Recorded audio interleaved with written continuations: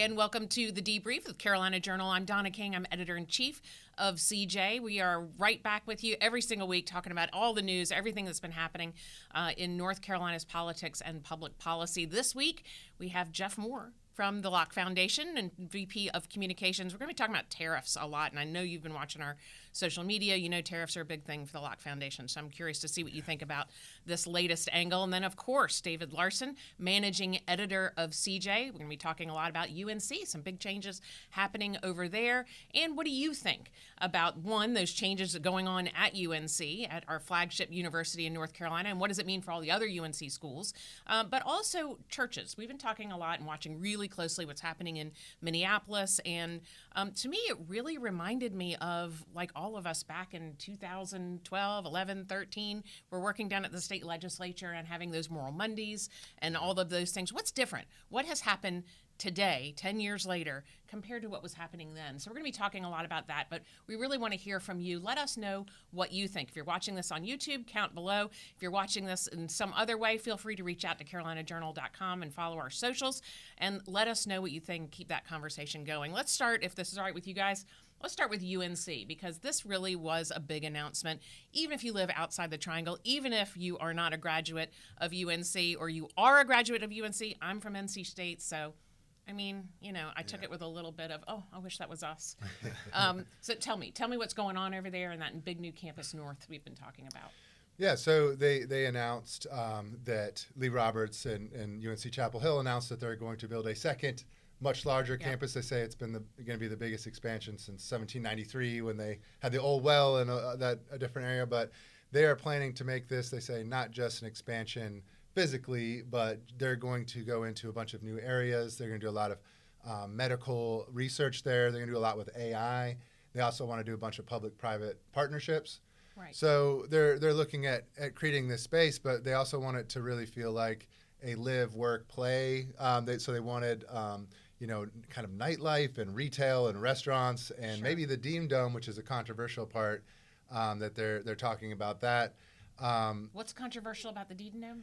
Just moving it from where it is now to the new location. There's a certain contingent that does not want that to happen. No, that's what the beauty of it is, that it's on campus for the kids. Yeah, they get to walk there and everything. But he's right that this mixed-use kind of installation is following a pattern of development we've seen around the Triangle and other parts of the country. Sure. A lot where they have these really big projects. And NC State has actually already gone through some of this. Where you guys have Centennial Campus. Yeah. So you've had that expansion where it's off campus. But at Carolina, it's been that kind of homogenous grouping of the campus and all the facilities right around there.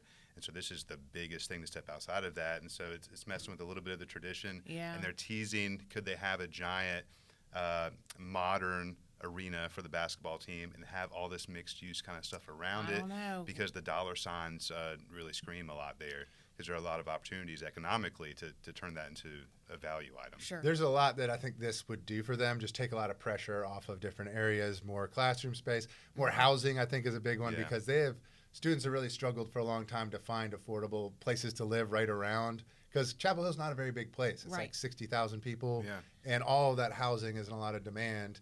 So and they're going to take a lot more kids now, right? Yeah. Isn't that part of the plan? Like a lot more kids are going to be on campus now. They need the space. They need the space. So very interesting. I just to add on to that, I feel like there's a lot of big developments in kind of the UNC and UNC system. So there's been, new appointments to the UNC system and UNC, the different schools, the trustee boards. And I think they're really shaking things up in a way that's interesting, where now, as of January 15th, the professors have to post their syllabi online. Okay. Any books that are going to be read, have to have a note that says, if we have a book, that doesn't mean it's endorsed. We respect all views. Kind of taking that angle. And then there's this, at UNC Chapel Hill, there's the School of Civic Life and Leadership that just got a big $10 million grant, and they're going to expand that.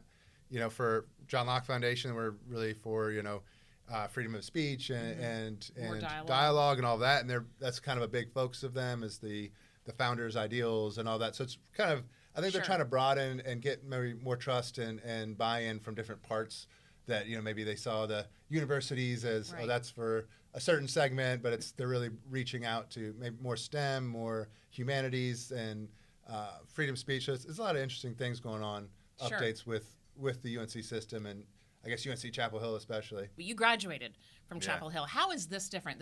This growth in the talking more about open dialogue and trying to make it a safe place for everybody to have their Yeah. opinion and their view. How is that different? I grew Yeah. up thinking UNC was pretty liberal and they weren't interested in expanding. Yeah, I think the famed Senator Jesse Helms had some salty things to say about Chapel Hill once Right. upon a time, and how the craziness is up there. It is obviously left of center. We've seen in the 2020s a lot of protest movements being expressed there on the campus of Chapel Hill. You have the focus on Silent Sam and the Confederate statues, so you've got a lot of that activity. A couple of years ago, with some of these changes that David were mentioning, they started to pivot back in the other direction, and you can tell that they're doing so because people on the left side of the spectrum are crowing loudly about it. Right. But the student or school of civic life and all of that kind of stuff, for that to be controversial kind of tells you where we Right. are as a nation and politically and all the division that's going on, because that's a pretty kind of center of the road thing to be focused on as a university. Is this a Lee Roberts thing?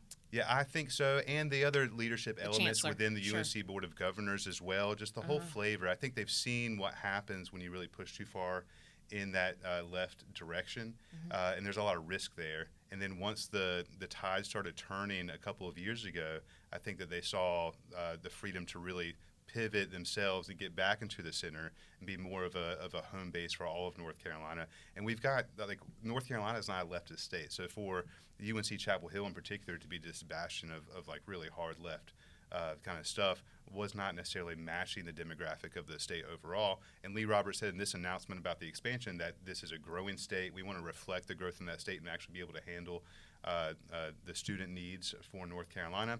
So a lot of that is moving in that direction. I just crossed my fingers that it doesn't involve moving the Dean Dome to Carolina I North. think a symbolic moment might have been when you had those at UNC Chapel Hill protests where they were going to tear down the flag and maybe Yes. put up, the Palestinian flag or whatever, and Lee Roberts goes over there and physically, That was a defining moment. That was a defining moment, and Yeah. you see what skill that Civic Life and Leadership School is doing.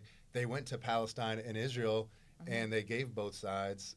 They showed the students a bunch of different perspectives and let people think. Because I think that kind of critical thinking is all people are asking for. It's just give them a bunch of perspectives and let them think about it. Right. And that's also what Skill apparently is doing. They have their own dorm, I guess, or housing, Sure. where they'll have discussions every night with a bunch of perspectives. So it's not like it's trying to shoehorn only conservative thought. Yeah. It's just like, let's talk about all the different sides. Yeah, there's going Yeah. to be some skepticism, though, because there's been a long history of far left. It's going to take some time for people to believe that that's happening, I think. And there's still going to be a home for left of center Sure. ideas and movements and everything there. Obviously, you've got it skewed younger with college students, and they're usually skewed to the left. But also, as David was just saying, to have it be a true university environment where these ideas are debated back and forth and none are canceled or kind of blocked out, which has been the case in the last couple of years with some of the more conservative ideas and speakers and movements. I think getting back to the center is a good thing for the state of North Carolina overall and for UNC in particular. Interesting. I'll be excited to see if they can walk the walk. So let's go on. There's so much we could talk about this the whole time, I think, for sure. But let's talk a little bit more about tariffs. This is something that the Locke Foundation, for which you are the Vice President of Communications, has been talking about over the last, I don't even know, 4 or 5 months at least. Yeah. But certainly it's a free market issue, which the Locke Foundation, publisher of Carolina Journal, is a free market think tank, certainly. And now we're hearing that the EU is going to be doing possibly some reciprocal tariffs, and that's going to be really putting rubber where rubber meets the road. It's where it becomes true economic damage for states like North Carolina. Yeah, we've been focused on this for the past several months. Obviously, last April, quote-unquote Liberation Day. Sure. So we've been focused on the tariff kind of issue because of its conflict with free market economics and the downsides that we see for those policies. But it was actually just a couple of weeks ago that Locke released and published a research report. It's authored by Dr. Jeffrey Dorfman of NC State, focused on tariffs and their potential effects on North Carolina agriculture and agricultural jobs. And so the conclusions of that report that came out just before all of this this recent news was that it was just under $700 million of impact there, 3,000 jobs directly in the agricultural industry in North Carolina. Look at 8,000. 8,000. Yeah. Right. When you spread it around. So like the direct agricultural jobs were 3,000, is about 700 million. But when you expand the whole scope of Pharma, economic impact, chemicals, the impact actually reaches into the billions, and then the jobs could reach into the 8,000. Now that was, at that time, this is what could happen if you had an environment where there was retaliatory tariffs going on and there was actual trade disputes. Some out there made and had pointed out, like, well, they've done all these things, but there hasn't been a massive amount of retaliation. But this report, the ink was barely dry on this report when the Greenland issue came up. In these last few days, we've seen a ton of that. You see President Trump really pushing hard for that. He teased military action for a time. But the first thing that he did was say, if you disagree with this, those countries in the EU, we're going to put tariffs on you right now, and those tariffs are going to go up on February 1st if you're still in disagreement with our plans to take over Greenland. And the EU reciprocated. They said, okay, well, we are going to play that game, actually. We'll go tit for tat here. And they threatened more tariffs on our goods. So it really took that report that we had just released from the hypothetical into the real world. Like, the retaliation is going on. Now, it's fluid. You've got this event even now as we speak. You've got purported frameworks for deals about Greenland going into place. You have President Trump saying that he has paused the tariffs until they can work out this framework. Right. The EU is probably doing the same thing. There's a lot of elements of the art of the deal and this recent kind of back and forth that's going on. But because of the military action threat that was out there, he put that to rest in the last couple of days, saying that military action is not on the table. Okay. But that, in the context of the recent actions in Venezuela with Maduro, I think really had everybody on edge. The timing, absolutely. And especially because Greenland is something that we have pretty good access to already, and a lot of friendly relationships, or we did at least, with those EU member countries that would give us access there for our national security. So I think the national security and strategic elements for the Greenland issue are pretty straightforward. The method he went about it really scared everybody, and he's been using the tariffs as a cudgel, as leverage in these foreign policy debates. So you saw that come to pass too.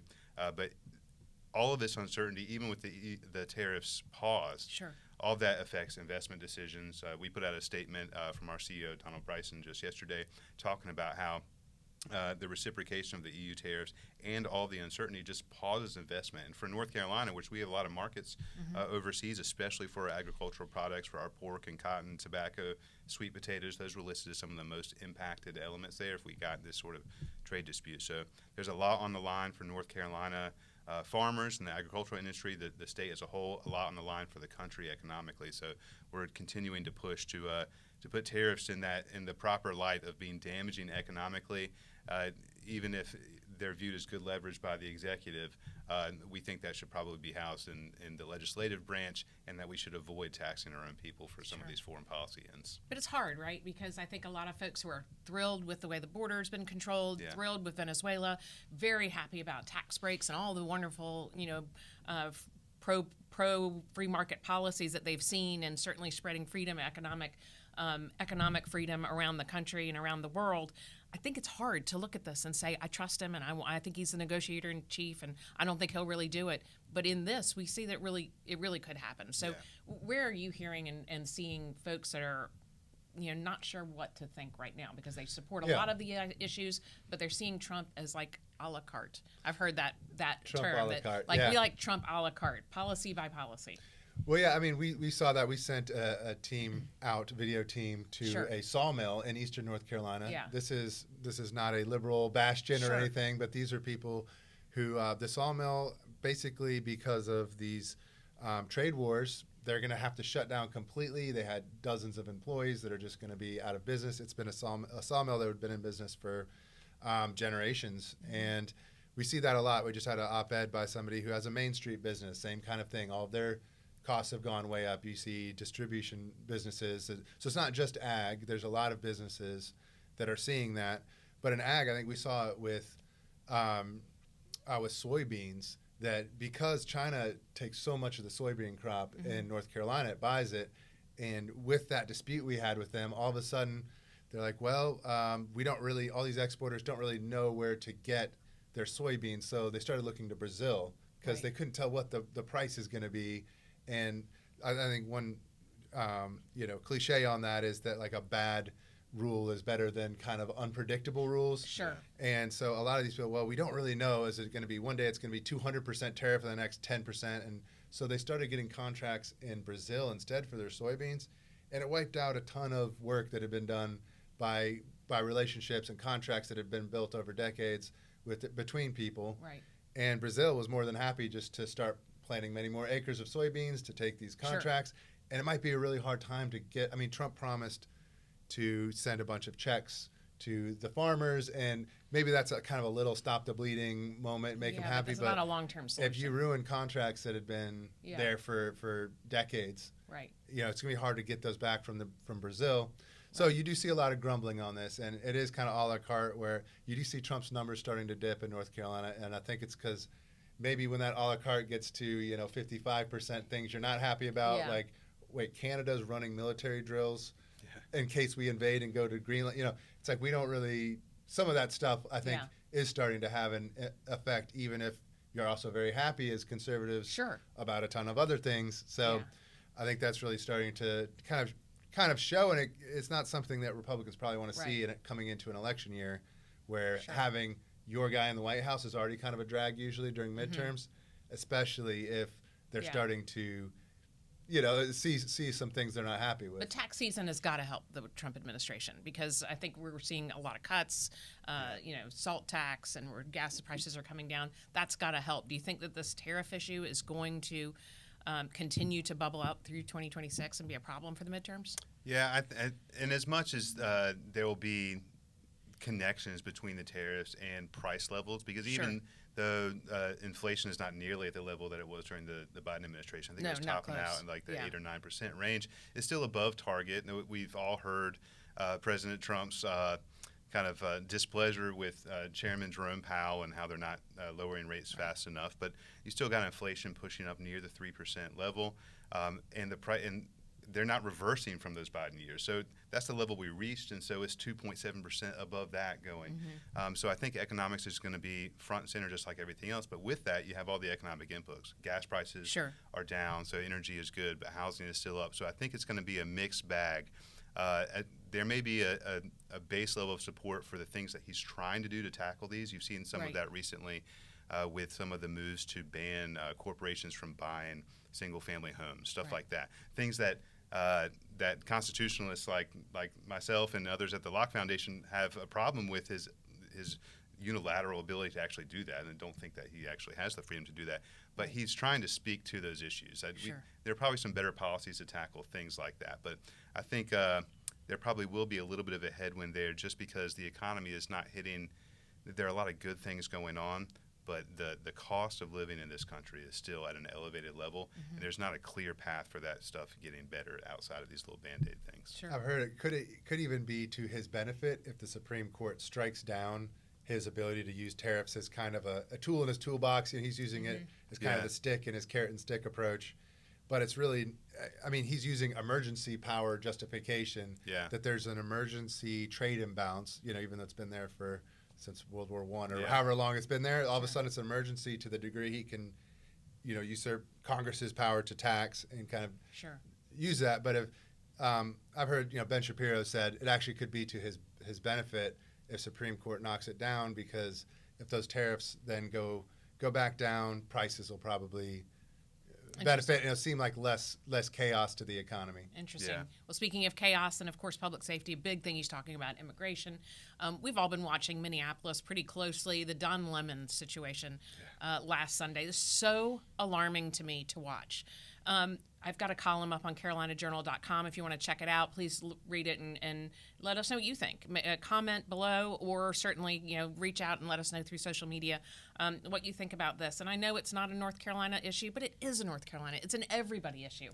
The video of Don Lemon, covering, leading, providing reconnaissance for protesters to go into a church was so alarming to me, especially when we've seen over recent years violence in houses of worship. That must have been a terrifying experience for the parishioners there to see all of these folks come in and not know what was happening.